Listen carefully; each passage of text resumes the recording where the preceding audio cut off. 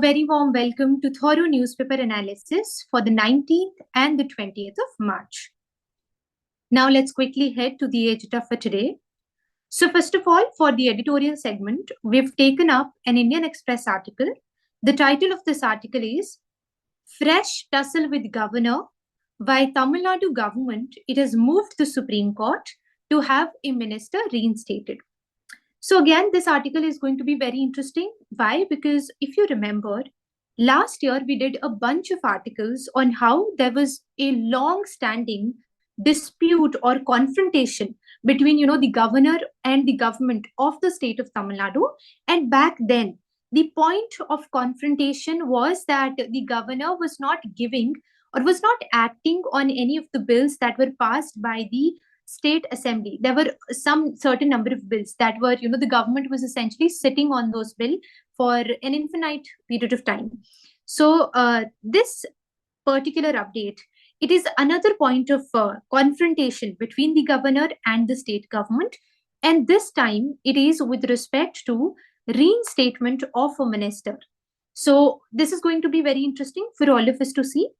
Secondly, we're going to talk about the news updates for the day. And this is going to be followed by the legal news update segment. So now let's quickly head to the article discussion. So the title of this article, again, I would like to reiterate, it is Fresh Tussle with Governor. Why Tamil Nadu government, it has moved the Supreme Court to have a minister reinstated. तो सबसे पहले हम इसकी context की बात करते हैं. We'll not get into the details, but I'll give you a brief overview of it. And then we come back to the first para after having read the entire story so far. तो देखिए हुआ यह है कि recently जो Tamil Nadu government है वो supreme court के सामने एक प्ली के साथ आई और उनका ये कहना है कि एक मिनिस्टर है बाय द नेम ऑफ के Ponmudi, doctor K Ponmudi. So the government is asking the supreme Court कि आप इंटरवीन कीजिए और आप इस मिनिस्टर को इनको गवर्नमेंट में reinstate कीजिए with a certain portfolio. Now a question naturally arises is, first of all, why was he disqualified in the first place? What is the role of the High Court? What is again the governor doing? And why the Supreme Court has been, asked to interfere? So to address all of these questions, let's see what essentially has happened here. Dekhiye, K. Ponmudi and his wife, they were undergoing a trial. The reason for the trial was, उन पे ये allegation थी कि they had disproportionate asset collections while he was a minister for mines and minerals in the year 2006 to 2011 in the DMK government. So during this time, he gathered certain assets which now turns out to be disproportionate. So as a result, उनके against में एक trial चल रही थी. But trial court ने उनको और उनकी wife को acquit कर दिया. So trial court acquitted them. As a result, the matter reached the High Court. High Court, however, took a different view of this matter. And High Court, it has overturned the trial court verdict, acquitting them. So overturn कर दिया, which means High Court ने essentially उनको convict कर दिया. And conviction के बाद क्या होता है? Sentence is followed, right? So therefore, the High Court convicted the former minister and his wife and awarded them a sentence of 3 years jail, along with a fine of rupees 50 lakh. Now this 3-year period, it is very important. And here I would like to bring your attention to section 8, subsection 3 of the Representation of People Act of 1951. So this conviction of 3-year term, it triggered section 8, subsection 3 of the Representation of People Act of 1951. Why? Because this particular section categorically states that a person who is convicted of any offense and thereafter sentenced to imprisonment for not less than 2 years, which means he's been sentenced to minimum of 2 years of imprisonment, that person shall be disqualified from the date of such conviction and shall continue to be disqualified for a further period of 6 years since his release. While Ponmudi, he was disqualified and could no longer be a minister, he moved the Supreme Court challenging the High Court's ruling. If you remember, like few months back in 2023, Rahul Gandhi, he was disqualified and eventually the Supreme Court intervened and he then again came back into politics. तो होता क्या है, जो section 8 clause 3 है representation of people act का, उसके तहत अगर आपको यूर पॉलिटिशियन, अगर आपको किसी ऐसे ऑफेंस में कन्विक्शन होती है जिसमें कि आपको 2 साल कम से कम या 2 साल से ज्यादा की सजा दी जाती है, तो there after you will be disqualified. So similarly this has happened, since उनको 3 साल की सजा दी गई थी, so he was disqualified. Now against this, and because this order came from the Madras High Court, so the minister agreed, he approached the Supreme Court naturally. On 11th of March, the Supreme Court bench, division bench of the Supreme Court, it stayed the conviction. Supreme Court ने essentially क्या किया, जो conviction है उसी को stay कर दिया. Now naturally देखिए, अगर conviction stay हो गया तो which means sentence जो होगी वो भी stay हो जाएगी. अगर sentence ही stay हो गई तो जो सेक्शन 8 क्लॉज 3 का डिस्क्वालिफिकेशन है वो भी नेचुरली स्टे हो जाएगा. So this is what is mentioned in this para, that the supreme court bench it stayed the conviction and naturally the sentence. Now see, the grant of stay by the Supreme Court, it essentially means that K. Ponmudi's conviction, it is put in abeyance, it is put aside, it is suspended pending the final decision, as though it does not exist till the final verdict of the appeal comes through. So it means his conviction for the time being, jab tak ki final decision nahi hota is matter mein, it has been put in abeyance, it has been stayed. Since his disqualification from the legislature, it flowed from the conviction itself. With the grant of stay, no ground for disqualification is now remaining. So therefore, Supreme Court acknowledged that the sentence, it had been suspended as in view of operation of section 8 subsection 3 of the 1951 Act, irreversible situation will be created if the conviction is not suspended. So therefore, the Supreme Court directed that the conviction of the appellant under the impugned judgment of the High Court and it be suspended, and therefore it follows that even the sentence stands suspended. Now here I would like to bring back the case of Mr. Rahul Gandhi. So वहां पर भी similarly यही हुआ. This is state settled position and it has been followed in a line of precedents, including the very high profile recent case of Rahul Gandhi in August of 2023.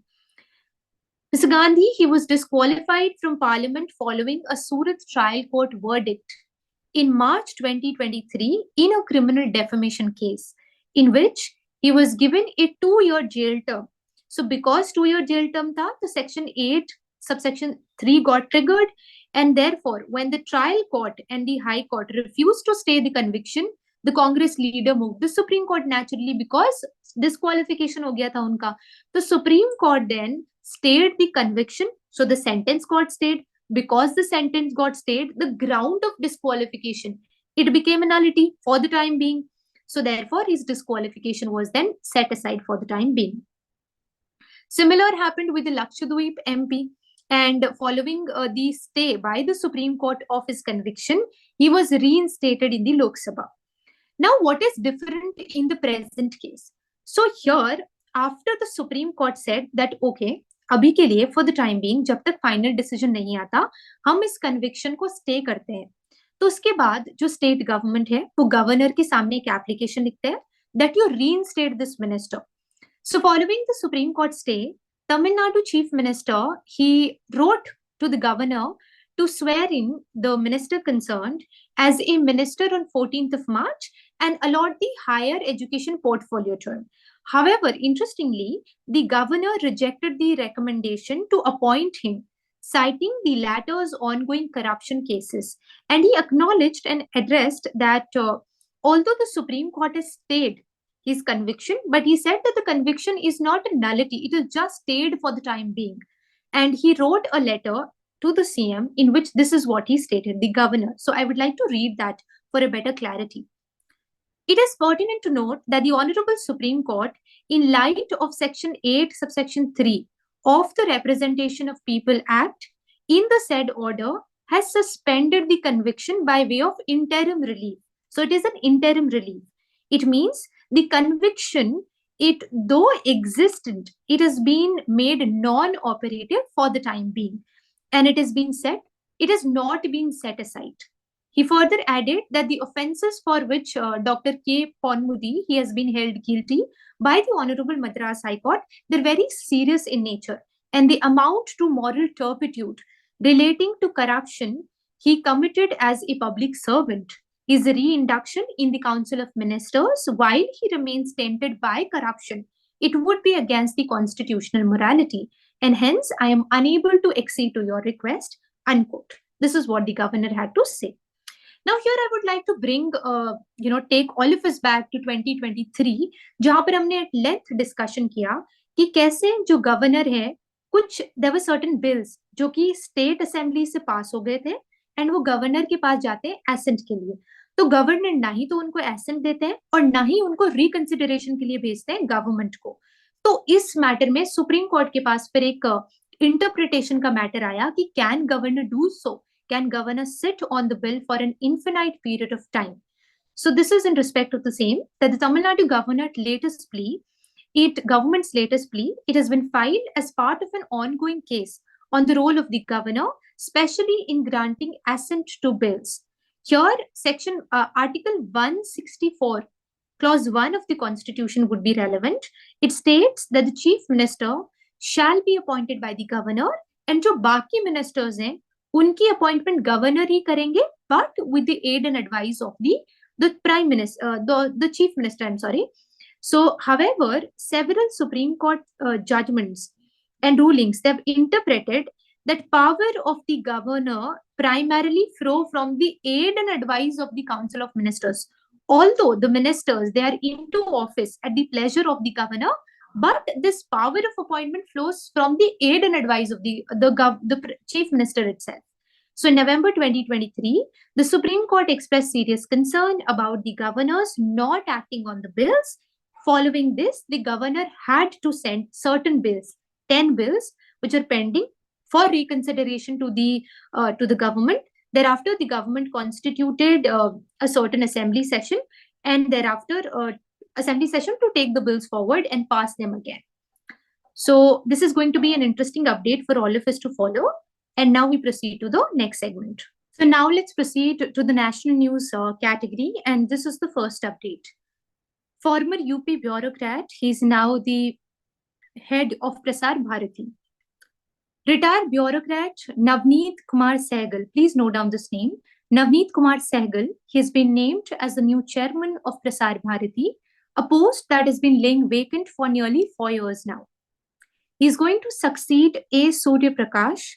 His term, it ended in February of 2020 because he attained the age of 70, which was the maximum term or age permitted. Apart from his appointment, Shefali Sharan has also been appointed as the principal DG of Press Information Bureau.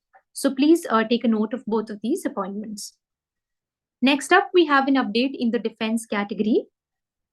Indian Army contingent, it has departed for Seychelles to participate in the 10th edition of a joint military exercise, and this is called the exercise Lamitiye 2024. This is between Indian Army and the Seychelles Defense Forces. This joint exercise, it will be conducted at Seychelles between the time period or between 18th of March to 27th of March. The name, which is Lamitiye, it means friendship. This is essentially an exercise, joint military exercise that happens once every 2 years. 45 personnel, each from the Gorkha Rifles of Indian Army and the Seychelles Defense Forces, they will participate here. Or in fact, they are participating. Election Commission, it has announced Para Archer and Arjuna Awardee Sheetal Devi as the National PWD icon. Election Commission, it has announced Para Archer and Arjuna Awardee Sheetal Devi as the National Person with Disability icon. Her name, it was announced at an exhibition cricket match between the Indian Deaf Cricket Association team and the Delhi and District Cricket Association team. This was held on Saturday in New Delhi. The commission, which is Election Commission, It has launched a dedicated voters guide for persons with disabilities and senior citizens electors. The comprehensive booklet, it outlines the essential provisions available to persons with disabilities and senior citizens, including infrastructural and informative and procedural details at polling booths and stations. Next, we have an update from Maharashtra. Maharashtra renames Ahmednagar as Ahilyanagar and Velha tehsil in a certain district in Pune as Rajgad.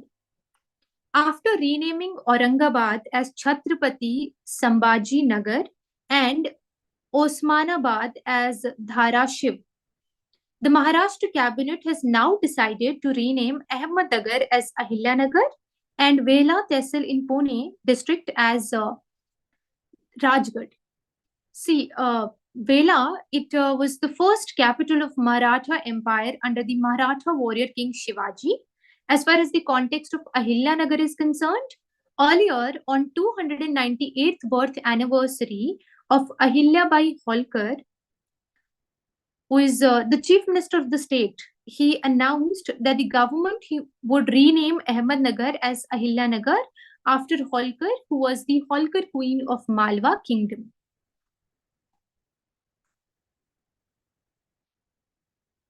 New Delhi, it is ranked world's most polluted city, capital city, for the fourth consecutive year since 2018. So not a very happy update.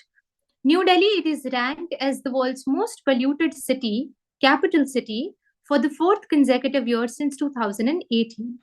Please note this also. Bihar's Begusarai, it has emerged as the world's most polluted metropolitan area. Overall, India had the third worst air quality, following our neighbors like Bangladesh and Pakistan. Next up, we have an update in the sports segment. Baboo becomes the 7th Indian men's race walker to qualify for Paris Olympics.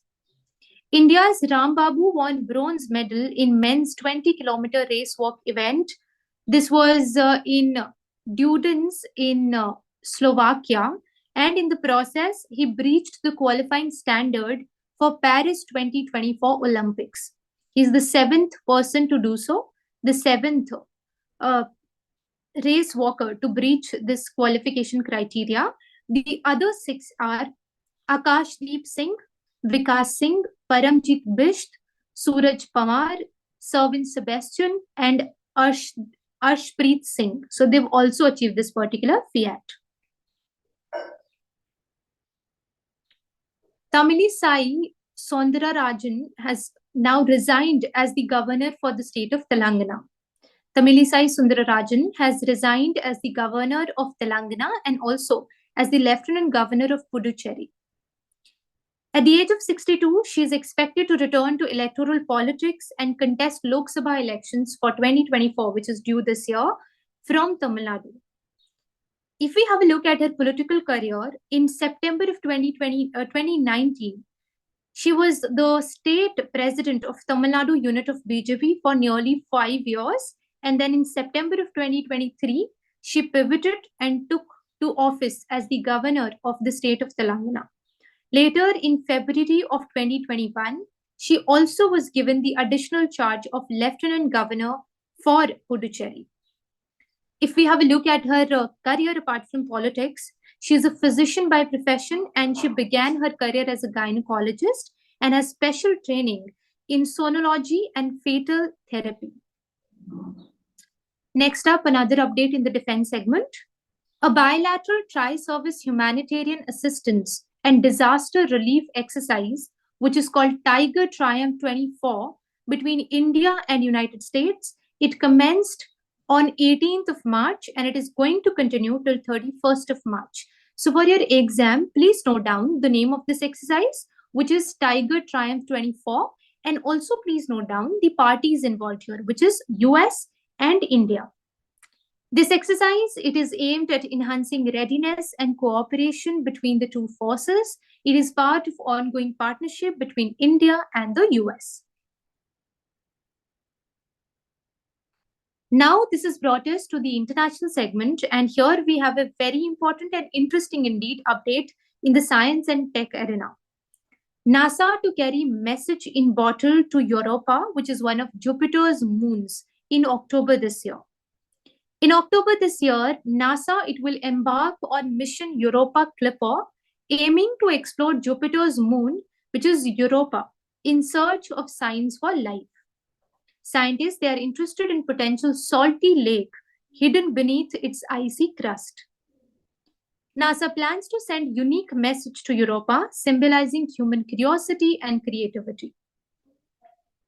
There is going to be an engraving of a poem. This is very interesting. So the spacecraft, it will carry a triangular metal plate with the engraving in praise of mystery, a poem by Europa, and this is by US Poet Laureate Ada Limon. Additionally, it will hold a silicon microchip featuring over 2.6 million names submitted by the public. Next up, we have an update from Israel. Israeli cabinet, it has unanimously approved National Day of Remembrance to honor the victims of October 7 massacre and Gaza war. Please remember October 7. According to the proposition and the proposal, every year on 24th of Tiseri, which is what? It is the first month of the Hebrew calendar. So here there would be a National Memorial Day to remember the horrors of October 7. Next up, we have an update from Russia. After securing a landslide victory in the Russian presidential election, former intelligence officer Vladimir Putin, he has extended his reign for another 6-year term. The 71-year-old former KGB lieutenant colonel secured 87.8% votes. Mr. Putin, he will now serve as the 6-year term as Russian president. And with this term, if it extends, as in if he is able to complete this term, then he will overtake Catherine the Great as the longest serving Russian leader.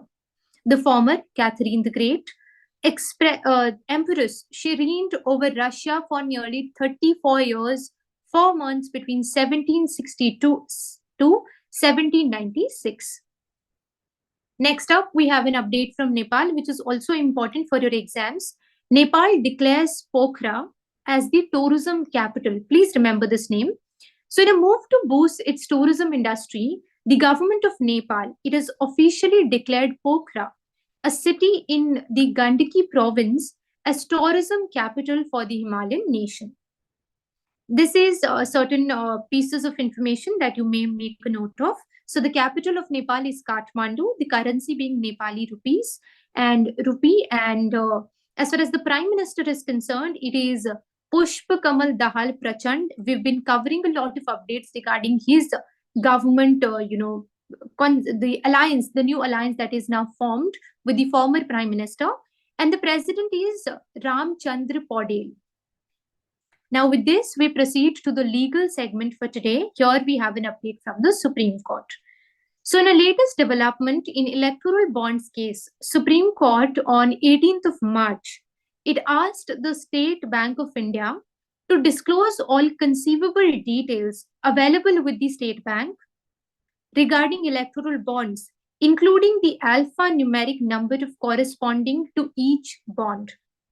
The court stated that its February 15th judgment, which mandated SBI to disclose all details, including the date of purchase and that of redemption, the name of purchaser and that of the recipient, and the denomination of the electoral bond.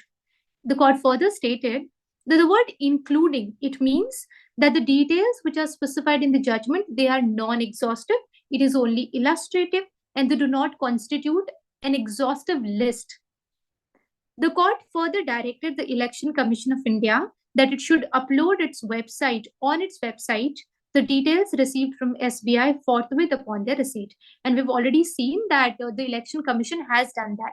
So 2 sets of files have been uploaded on the website. The name of this matter is Association for Democratic Reforms in Another versus Union of India and Others. So this has brought us to an end of our TNA. Thank you for watching. In case you want to get access to the slides that have been used in this video, I would encourage all of you to please join our Telegram channel. For the same, you may click on the link which is given in the description or scan the barcode which is available here on your screens. These are the point of contacts in case you want to get in touch with LawSikho. Thank you for being with us. Have a good day.